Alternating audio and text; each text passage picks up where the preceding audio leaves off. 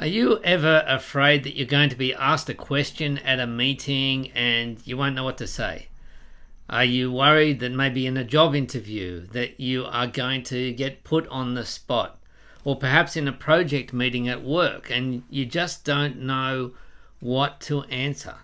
And you kind of and and you struggle your way through. Maybe you get very defensive.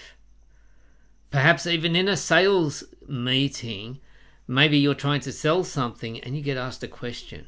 I'm going to give you a little secret here, a little trick that is going to help you answer pretty much any question. I know it sounds like a big claim, but here is the secret. When you get asked a question, answer the question behind the question.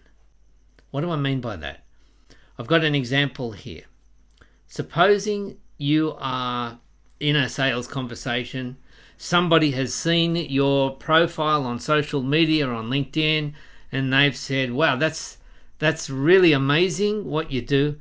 How long have you been doing that? Well, answering that question would be saying, I've been doing it for 2 years, or I've only just started, or I've been doing it for a long time, for 5 years or for longer.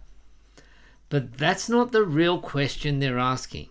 When they ask, how long have you been doing that? It's not, they don't want an answer in terms of time. It's a hint that they need more information, that they're not quite sure that you are on top of their situation. And so that's the question that you should really be answering. I'll give you an example from a project meeting at work. There were some people who were asked to work overtime. They were going to be working on a weekend to get a project up across the line. And these were people who are used to not charging overtime. They just say, oh, well, there's swings and roundabouts. I sometimes take the early afternoon off, or I leave early to go pick up the children from school or something. And so they're being asked to work another day or maybe even 2 days. And they're kind of thinking, well, like, are we going to get paid for this? And so they ask the question, do you have a project code that we can charge this against, that we can score this against the timesheet?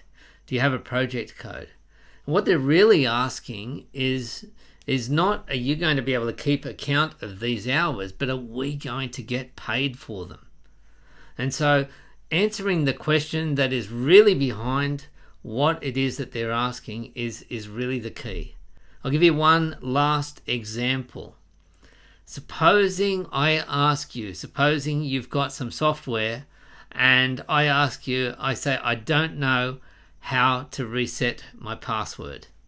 Well, now you could say, oh, well, look, here it is. Here's the reset password thing. Here's the link. You click on this and you go through the, enter a new password twice. But really, when I'm asking you, how do I reset my password? I don't just want to reset my password. I want to be able to log in. And the reason I want to be able to log in is because I want to cancel my insurance policy, or change my bank details, or fix something, or download some software, or do something that is going to happen after I reset my password. So the short thing is, answer the question that people have asked you. Answer that question, but then answer the real question behind it. That will help you in every situation. When people ask you a question, they're usually asking something else, and that's the question that you really want to answer to win their trust.